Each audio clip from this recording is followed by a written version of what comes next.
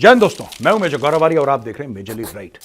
दोस्तों, एक बहुत बड़ा भूकंप यूके के यानी कि ब्रिटेन के समाज में आ रखा है। और ये भूकंप क्या है? वहां की फौज ये भूकंप लाई है। SAS special air service 21 SAS and 22 SAS। दोस्तों, ये दो बटालियंस हैं जो कि एलीट कमांडोज हैं यूके के, और ये ओरिजिनल स्पेशल फोर्सेस हैं। मैं आपको इतिहास बता रहा हूं कि आपको इनका वर्तमान भी समझा पाऊं ढंग से। ये ओरिजिनल स्पेशल फोर्सेस हैं। डेविड स्टर्लिंग एक यंग कैप्टन हुआ करता था, और डेविड स्टर्लिंग ने आइडिया लगाया कि मैं लॉन्ग रेंज डेजर्ट पेट्रोल बनाऊंगा, यानी कि गाड़ियों में जाके हम लोग जाएंगे और कई 100 किलोमीटर एक रात में चलेंगे, दुश्मन की एयरफील्ड में जाएंगे जहां पे दुश्मन के जहाज वहां पे लगे हुए हैं एक लाइन पे रात को। जहाजों को हम एक शॉट में जहाजों को बर्बाद करेंगे, दुश्मन को मारेंगे और चुपचाप वापस लौट आएंगे।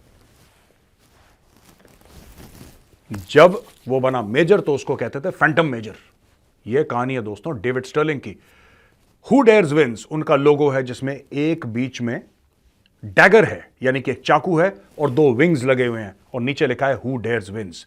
ये वही लोगो है जो आप इंडियन आर्मी स्पेशल फोर्सेस में देखते हैं, जिसके नीचे बलिदान लगा हुआ है। देखा आपने वो पैराएसएफ का? वही लोग यूके में यानी कि SAS स्पेशल एयर सर्विस, ये जाते हैं अफगानिस्तान में और अफगानिस्तान में करते हैं दोस्तों ऑपरेशन। अफगानिस्तान में खूब तालिबान को ठोकते हैं, इधर मारा उधर मारा, लेकिन कई बेगुनाहों को भी ये मार डालते हैं। होता है लड़ाई में हो जाता है दोस्तों, कभी नहीं पता लगता कौन कहां है, लेकिन कभी कभी जानबूझ के अपना खौफ बनाने के लिए भी मासूमों को इन लोगों ने मारा है। कनाडा ने भी मारा है, यूएस ने भी मारा है और यूके ने भी मारा है। लेकिन यूके में हुआ कि ये जो एलीट स्पेशल फोर्सेस थी यूके के, अब ये आ गए स्कैनर के अंडर। स्कैनर में आ गए क्यों? क्योंकि इनके खिलाफ ह्यूमन राइट्स के वायलेशन के केसेस चल रहे हैं यूके के अंदर, और जज कह रहा है कि सबूत लाओ तो मैं टांगता हूं इनको सबको। ये जितने भी कमांडो हैं, स्पेशल फोर्सेस वाले हैं, जो इन्होंने गलत काम करे हैं, उनका हिसाब चाहिए मुझे। अब जज जो है वो मांग रहा है सबूत। अब सबूत कहां से लाएं भाई? सबूत लाएं तो लाएं कहां से? सबूत आएगा कहां से? ये सबूत तो अफगानिस्तान में है। अब दोस्तों, यूके से मैं आपको ले चलता हूं अफगानिस्तान, बिना वीजा के। चलिए मेरे साथ। तो अब हम पहुंच गए काबुल। दोस्तों, आज से 10-15 साल पहले अफगान आर्मी स्पेशल फोर्सेस की 2 यूनिट रेस करी गई, 333 और 444, और इनको कहा जाता था द ट्रिपल्स। बड़े खतरनाक, हाईली ट्रेंड, और SAS ने ट्रेन करे थे, स्पेशल एयर सर्विस ने, जिसको दुनिया की बेहतरीन स्पेशल फोर्स माना जाता है। उन लोगों ने इनको ट्रेन करा, और ट्रिपल्स ने SAS के साथ मिलके कई सारे ऑपरेशंस करे।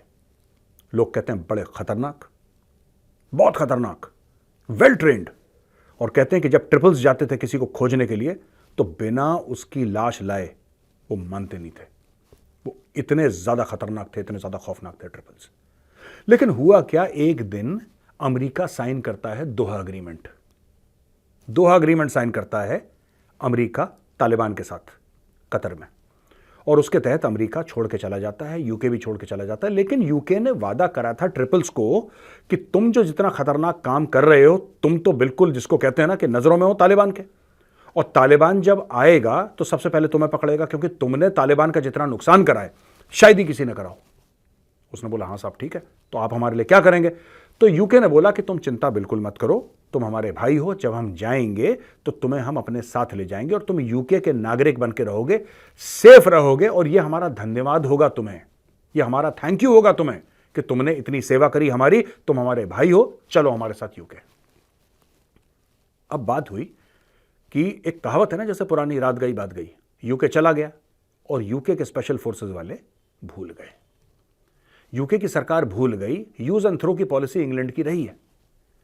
तो दोस्तों, कुछ फौज के बंदों ने बड़ा ऑब्जेक्ट करा, यूके की फौज के बंदों ने ऑब्जेक्ट करा, बोला कि यार आप ऐसे कैसे कह सकते हैं, वो तो आपके भाई हैं, आपने उनको जबान दी थी, अब आप उनको यहां पे लेकर आइए।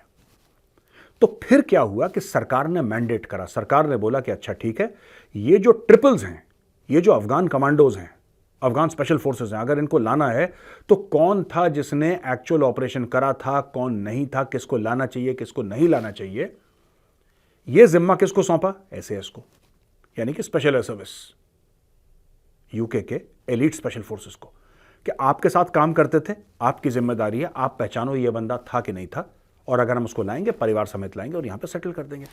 यहां तक आपको बात समझ में आ गई दोस्तों? अब चक्कर ये हुआ कि इनके ऊपर तो केस चल रहे थे यूके में।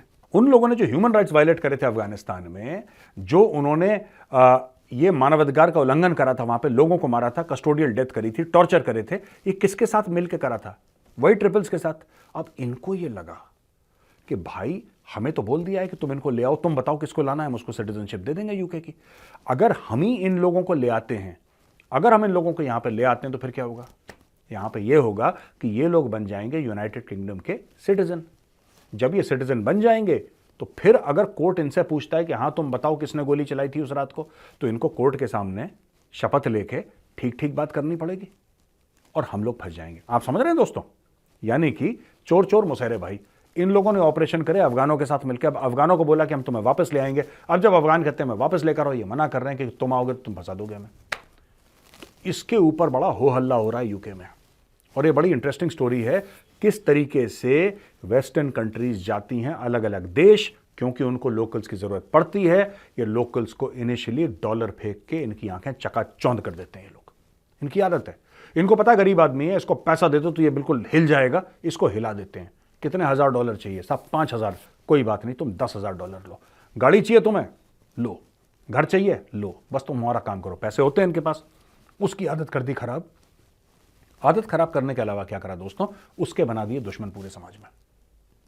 उसके बना दिए दुश्मन और उसको वादा करा कि तू चिंता मत कर, जिस दिन हम वापस जाएंगे हम तुझे अपने साथ वापस अपने मुल्क लेकर जाएंगे, तू और तेरा परिवार एकदम सेफ है, डोंट वरी।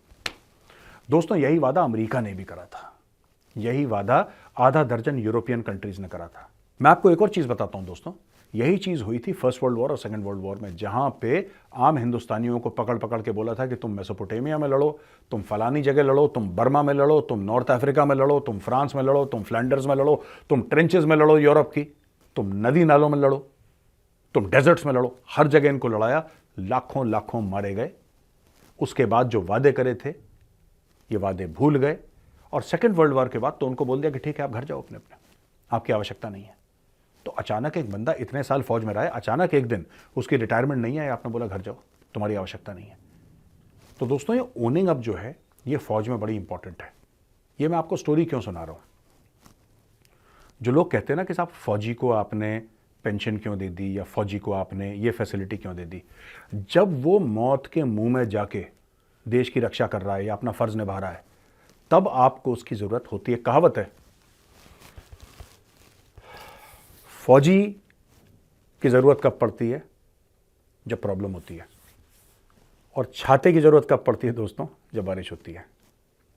एक बार बारिश खत्म हो जाए तो छाता है ना, वो बोझ लगना शुरू हो जाता है। यही कहानी अफगान स्पेशल फोर्सेस के साथ हुई थी।